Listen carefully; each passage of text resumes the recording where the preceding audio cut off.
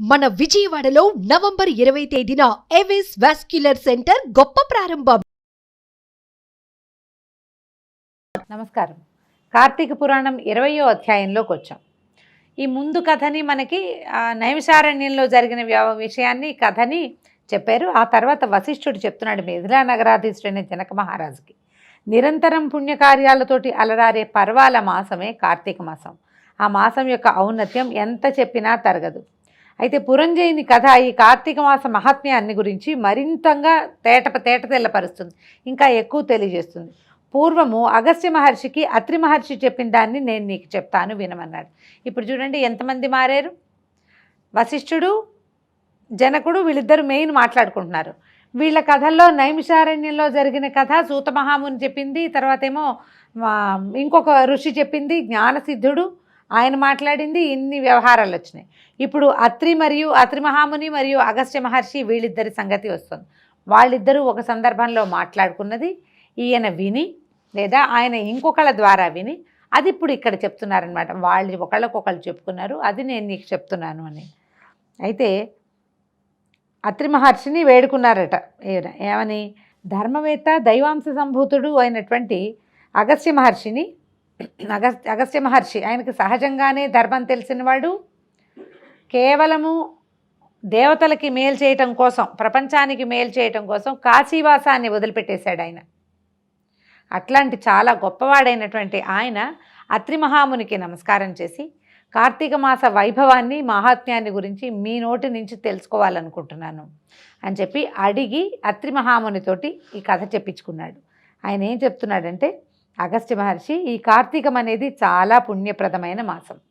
ఈ మాసంలో నెల రోజులు నదిలో స్నానం చేయటం, దీపదానం చేయటం వల్ల కలిగేటువంటి ఉత్తమ ఫలితాలు వర్ణించి చెప్పడానికి వీలు కానివి.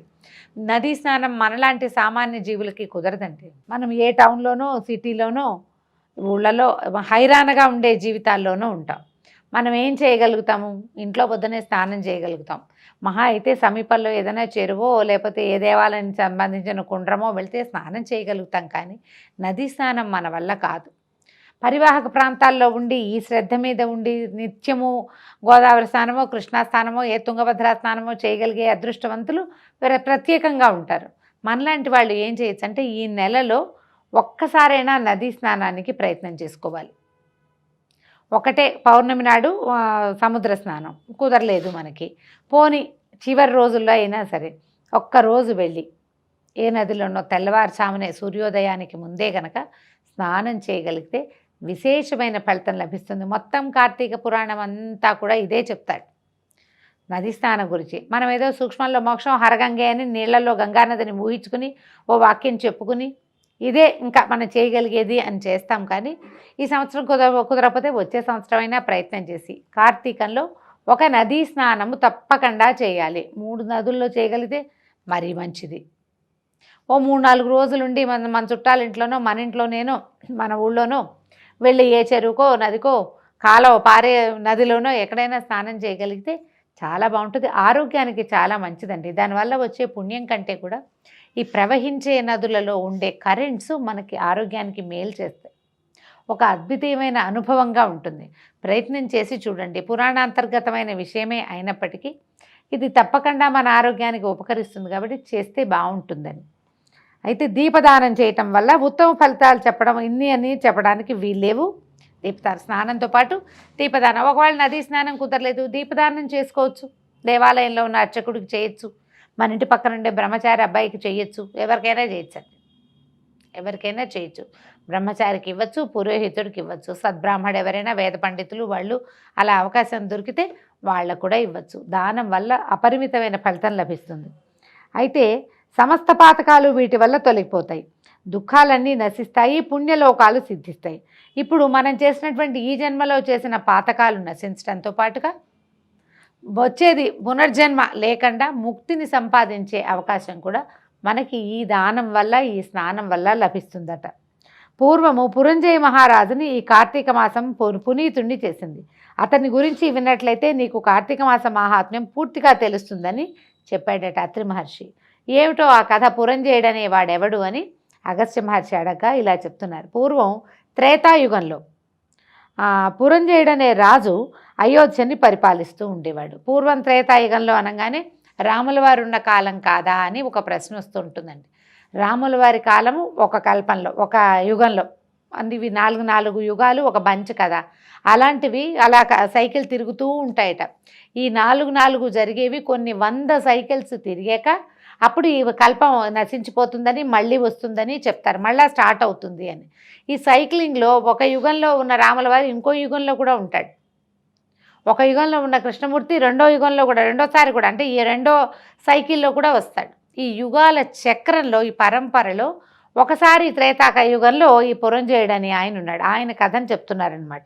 రాను అది ఏంటంటే ఇతను చాలా మంచి పేరు సంపాదించుకున్నాడు. చాలా గొప్ప రాజు, విపరీతంగా దానాలు చేసేవాడు. యుద్ధానికంటూ వెళ్తే గెలవడం తప్పిస్తే రెండో దారి లేదు, అంత బాగుండేవాడు. అయితే క్రమంగా ఏమైంది, రాజ్యాన్ని బాగా విస్తరించాడు. ఆసేతు హిమాచలము రాజ్యాన్ని విస్తరించాడు. ఆయనకి సొంతంగా అంటే వందిమాగధల కైవారాలు అవి వింటుంటే ఛాతీ వేడల్పైపోయేదన్నమాట.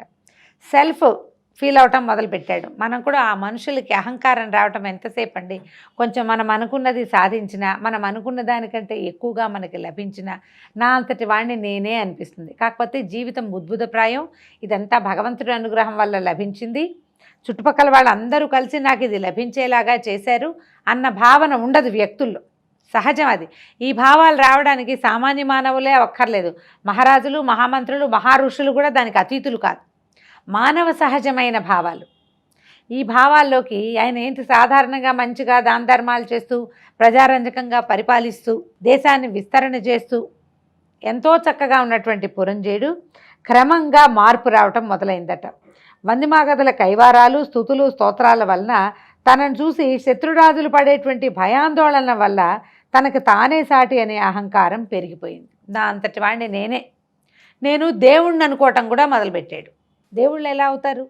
ఎవరైనా ఎంత పరాక్రమశాలుడైనా దేవుళ్ళు ఎవరు, ఎంత భయపెట్టగలిగిన వాడైనా దేవుడెవడు, దేవుడు దేవుడే, మానవుడు మానవుడే. ఆ తేడా గ్రహించలేకపోతారనమాట. అయితే వినోద విషయాల మీద మోజు పెరిగిపోయింది, పరిపాలనా విశేషాల విషయాల మీదేమో శ్రద్ధ తగ్గిపోయింది. ఇంకెందుకు పరిపాలించడం, రాజ్యం అంతా సుస్థిరం చేసాం, మనం హాయిగా ఉండొచ్చు, పైగా నేను ఉన్నదే అనుభవించడానికి, అలాంటి ఒక పిచ్చి ధోరణి వచ్చేసిందనమాట. ఇతరులు ఇచ్చిన సలహాలు, సంప్రదింపులను నిర్లక్ష్యం చేసేవాడు. ప్రభు ఈ సమయం అయితే శివారాధన చేయాలి, ఈ సమయంలో విష్ణువారాధన చేయాలి, ఈ సమయం ఇది చాతుర్మాస్య వ్రత సమయం, ఇది కార్తీక మాసం, ఇది ఇంకో మాసం, ఈ మాసంలో రాజు అన్నవాడు ఇట్లా చేయాలి. ప్రజారంజన అంటే కేవలము పరిపాలన, రాజ్యకాంక్ష, రాజ్యాన్ని చేయటం కాదు. ప్రజలకి రంజకత్వంగా ఉండాలంటే ప్రజలు ఆచరించవలసిన ధర్మాన్ని రాజు స్వయంగా ఆచరించాలి. ప్రజల్ని బుద్ధిమంతులుగా ఉండండి, మీరు పన్నులు ఎగ్గొట్టకండి, మీరు మర్యాదస్తులుగా వ్యవహరించండి అంటే ముందు రాజుకు ఉండాలి కదా మర్యాద. రాజుకు సభా మర్యాద ఉండాలి. ప్రజలకి తను ఏం చేయాలో అది చేసి అప్పుడు పన్నులు తీసుకోవాలి. మీరు రాజుకు లేనిది బంటుకు ఎక్కడి నుంచి వస్తుంది మర్యాద? పద్ధతి రాదు. ఎప్పుడూ ధర్మాచరణ పైవాడు చేస్తేనే కిందవాడికి వస్తుంది. ఇంట్లో కూడా చూడండి, అమ్మా నాన్న ధర్మాచార పరులైతే కనీసం పిల్లల్లో సగం మంది ధర్మాచరణ చేస్తారు. ఒక పిల్లాడే ఉంటే వాడు ఏం చేస్తాడో మనం చెప్పలేం. కానీ 4 పిల్లలున్న తల్లిదండ్రులు చక్కగా మర్యాదస్తులు, బుద్ధిమంతులు, చాలా ధర్మాన్ని ఆచరించేవాళ్ళు, పండగలకి, పబ్బాలకి, పర్వదినాలకి చేయవలసిన విధి విధానాలు ఇంట్లో గనక చేస్తూ ఉంటే ఈ 4 పిల్లల్లో కనీసం 3 పిల్లలు అలా ధర్మాచరణ చేసేందుకు అవకాశం ఉంటుంది. ఎవడో ఒకడు దారి తప్పడం లోక సహజంగా జరిగేది. కానీ ఆచరణ పోదు, పైవాడు తప్పకుండా ఆచరించాలి. రాజన్నవాడు ధర్మాచరణ మానేసి వినోద కార్యక్రమాల వైపుకు వెళ్ళిపోయి మంచి మాట విననివాడు, మంచి పని చేయనివాడు, ధర్మాచరణ లేనివాడు అయ్యేసరికల్లా ప్రపంచం తల్లకిందులైపోతుంది, దేశాలు భ్రష్టు పట్టిపోతాయి. ఇక్కడ కూడా అలాంటిదే జరుగుతుందన్నమాట. రాను ఈయన ప్రజారంజకత్వానికి బదులుగా ప్రజా కంటకుడిలాగా తయారయ్యాడు. మహారాజైనా కూడా ఈ పురంజయుని ప్రవర్తనని భరించలేక సామంతరాజులంతా సహనం కోల్పోయారు. ఒక పెద్ద రాజు ఉంటే సామంతరాజులు ఉంటారు చాలామంది. ఆయన ప్రవర్తన దుష్ప్రవర్తనగా మారిపోయింది. ప్రతిదీ తన ఇష్టారాజ్యంగా చేయటం మొదలుపెట్టాడు. సామంతులకి విసుగు పుట్టిపోయింది. ఇంకా ఈయన గొప్పతనాన్ని ఇప్పుడు చక్రవర్తికి సామంతరాజులు ఉంటారు. చక్రవర్తి ప్రజారంజకుడైతే సామంతులు కూడా ఆపేక్షతో, ప్రేమతో మన ప్రభు ఇతను అని గౌరవిస్తారు. అతనికి ప్రజారంజకత్వం లేదు, దాంతో రాజుకు లోబడి ఉండాలనే గుణం సామంతరాజులకి పోయింది. వాళ్ళంతా కలిసికట్టుగా దండెత్తి ఇతని మీదకి వచ్చేశారు. తమలో బలవంతుడెవడో ధర్మపరుడెవడో వాడిని చూసి మళ్ళీ చక్రవర్తిని చేస్తారు. ముందు ఈ చక్రవర్తిని దించేసేయాలన్నమాట. ఈ దించడం కోసం గుంపంతా వచ్చి ఇతని మీద పడ్డారు. పురంజేయుడి రథానికి పంచకళ్యాణి గుర్రాలు పూంచబడేవి. దృఢమైన చక్రాలు కలిగిన మణిమయమైనటువంటి కాంతులతో కూడిన జెండాతో ప్రకాశించే ధనుర్బాణాలతోటి సుసంపన్నమైన అనేక యుద్ధాలలో విజయం సాధించి పెట్టిన ఆ రథం మీద పదగజ తురంగ దళాలతోటి బయలుదేరి శత్రువులను ఎదుర్కోవటం మొదలుపెట్టాడు పురంజేయుడు. ఒక పెద్ద రథాన్ని పూచుకున్నాడు. ఆ పెద్ద రథాన్ని తయారు చేయించుకున్నాడు. అది ఎన్నో యుద్ధాలు చేసిందట ఆ రథం. ఎన్ని యుద్ధాలలోనూ ఈయనకి విజయాన్ని సాధించి పెట్టింది. పంచకళ్యాణి అనేది ఒక ప్రత్యేకమైన లక్షణాలు కలిగింది. 5 ఉత్తమ లక్షణాలు కలిగిన గుర్రాలట. ఒక గుర్రం ఉంటుంది రాజుగారికి ప్రత్యేకంగా. అలాంటి ప్రత్యేకమైన గుర్రాలు 4టిని పూంచినటువంటి ఆ రథం మీద పదగజ తురంగాలు అంటే పదం కాల్బలము, తర్వాత గజబలము, అశ్వబలము, ఈ దళాలతో కలిసి ఇన్ని దళాలతోటి కలిసి బయలుదేరాడు. చతురంగ బలాలు అంటారు కదా, చతురంగాలు ఉంటాయి అందులో. ఈయన 3 బలాలు చెప్తున్నారు, పదము, గజము, తురంగము అని. వీళ్ళందరితోటి బయలుదేరి వెళ్ళాడు. వెళ్ళిన తర్వాత ఏం చేశాడు? బాణాలు, గదలు, ఇంకా అనేక విధమైన శస్త్రాస్త్రాలతోటి సంకులమైన సమరం జరుగుతుంది. చాలా పెద్ద యుద్ధం జరిగింది. ఇక్కడ ఏంటంటే అహంకారం అనేది మానవుడి పతనానికి పునాది రాయి. ఆ పునాది రాయి మొదలు కదిపితే భవనం ఎట్లా కూలిపోతుందో అదేవిధంగా అహంకారం అనేది పెరిగితే మానవుడు ఎంత తొందరగా పతనమైపోతాడో ఈ కథ ద్వారానే తెలుస్తుంది. ఈ భయంకరమైన యుద్ధం జరుగుతోంది. ఇతనేమో ఒక్కడు చక్రవర్తి, సామంతులు 15 మంది కలిసిపోయారు. రణక్షేత్రం అంతా తలలు తెగిన మొండేళ్లతోటి, గుర్రాలు, ఏనుగులు, కళేబరాలతోటి, హాహాకారాలతోటి నిండిపోయి చూడ్డానికి మరుభూమిలాగా, రుద్రభూమిలాగా కనిపిస్తోందిట. కాంభోజరాజు పురంజేయుడి మీదకి ధనుర్బాణాలతో దూసుకొచ్చాడు. అతనిపై బాణవర్షం కురిపించాడు. అయితే పురంజేయుడు చాలా గొప్ప రాజు. ఆయన శక్తియుక్తుల మీద మనకు అనుమానం ఏం అక్కర్లేదు. అతను యుద్ధం సమర్థవంతంగానే చేస్తున్నాడు. కానీ అవతల వాళ్ళకి ధర్మబలం ఉంది, ఇతనికి ధర్మబలం లేదు, దైవబలం కూడా లేదు. ఏ దైవ కార్యాలు, ధర్మకార్యాలు ఆచరించడం మానేశాడు అతను. రాజు ఆచరించవలసింది తప్పకుండా హోమం, యజ్ఞం, విధులు తప్పకుండా ఆచరించాలి. అవి ఏవి అతను చేయలే ఇటీవల కాలంలో. దాంతో ఇతను ఆగలేకపోతున్నాడనమాట. పైగా పురంజేయుడు వేసిన బాణాలని పట్టుకున్నటువంటి కాంభోజరాజు అవే బాణాలని మళ్ళీ పురంజేయుడి మీదకి ప్రయోగించేస్తున్నట్ట. చేత్తో పుచ్చుకుని వెనక్కి విసిరేసేస్తున్నాడు అనమాట. దాంతో కొంతసేపటికి పురంజేయుడి శరీరాన్ని దెబ్బతినేసింది. పురంజేయుడు మనకి దరిదాపుల్లో విజయం లేదని అర్థమైపోయింది. తనే ఓడిపోతే తన సైన్యానికి ఏం బలం ఉంటుంది? ఎప్పుడైనా సరే రాజు డౌన్ అవ్వగానే మొత్తం సేనంతా కుంగిపోతుంది, భయపడిపోతారు. రాజే పడిపోయాడు, మందేముంది అనిపిస్తుంది. ఆ పరిస్థితి చూసేసరికల్లా ఈయనకి భయం వేసి రణరంగం నుంచి పారిపోయాడట వెనక్కి. యుద్ధంలో నుంచోలా. ఇంకా ఈ యుద్ధం నుంచి పారిపోవటం కూడా అధర్మమేనండి. వెన్నిచ్చి పారిపోయాడు అంటే వాడికి అసలు విలువే లేదు, సగం ఓడిపోయినట్టే. ఇంకా సేనంతా పోరాడుతోంది. అతను అక్కడ నిలబడలేక భయంతో ఏం చేయాలో తెలియక వీగిపోయిన అహంకారంతో వెనక్కి పరిగెత్తుకుంటూ వచ్చేసాడు. కోటలోకి ప్రవేశిస్తే ఒక్కళ్ళు కూడా పురంజేయుని చూసి నమస్కారం కూడా చేయలేదట. అవమానం వేసింది. యుద్ధం నుంచి పారిపోయి రావటమే ఒక అవమానం. ఈ కోటలోకి వచ్చిన రాజుని సైన్యం ఎవరూ రాకుండా అక్కడ సంకుల సమరం, ఆ కత్తుల మోతలు, బాణాలు, ఏనుగుల ఘీంకారాలు, అశ్వాల సకిలింపులు, మానవుల ఆర్తనాదాలు, హాహాకారాలు నగరానికి వినపడుతుంటే రాజు ఒక్కడు రథంలో వెనక్కి వస్తే అతనికి ఏం మర్యాద ఉంటుంది? ఎవ్వరూ మర్యాద చేయలే, ఆయన్ని ఎదుర్కొనలేదు. సాయంకాలం యుద్ధం నుంచి తిరిగి వచ్చుంటే మంగళహారతులు ఇచ్చి దుందుబులు మోగించి రాజుని ప్రవేశపెట్టేవాళ్ళు లోపలికి. ఇప్పుడు అనాథగా, అసహాయుడుగా, ఏ సహాయము లేకుండా పాపం ఒక్కడే పురంజేయుడు తన రథాన్ని తోలుకుంటూ వచ్చాడు. సారథి కూడా పడిపోయాడు, సారథి కూడా లేడు. రథాన్ని తనే స్వయంగా చోదన చేసుకుంటూ లోపలికి వచ్చాడట. వచ్చేసరికల్లా ఇంకా ఏం చేస్తాడు? అంతఃపురంలోకి వెళ్తే ఎవ్వరూ అతన్ని గౌరవించలేదు, ఎదుర్కోలేదు. లోపలికంటే ఎదుర్కోలుగా వచ్చి తీసుకెళ్ళేవాడు. ఏది జరగల. అతను దుఃఖంతో వెళ్ళాడు, స్నానశాలకు వెళ్ళాడు. రక్తంతో నిండిపోయిన శరీరంలో అక్కడక్కడ కొన్ని ములుకులాగా బాణాలు అవి గుచ్చుకుని ఉన్నాయి. ఆ కవచం తీసేశాడు.